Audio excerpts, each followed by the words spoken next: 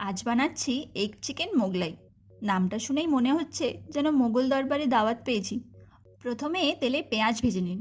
সোনালি হলেই হবে। যদি পুড়ে যায় বলবেন, এটা আলাদা এক্সপেরিমেন্ট। সঙ্গে সঙ্গে চিকেনের টুকরো দিয়ে দিন। নাড়াচাড়া করে ভাজুন।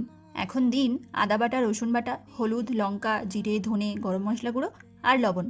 ভালো করে কষুন। এবার ময়দা দিয়ে নরম আটা বানিয়ে লেচি বেলে নিন।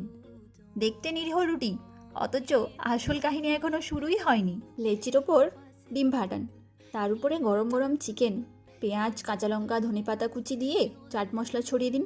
এবার লেচিটা চারদিকে ভাঁজ করুন। বাইরে থেকে ভদ্রলোক পরোটা, ভেতরে আস্ত এক ধামাকা।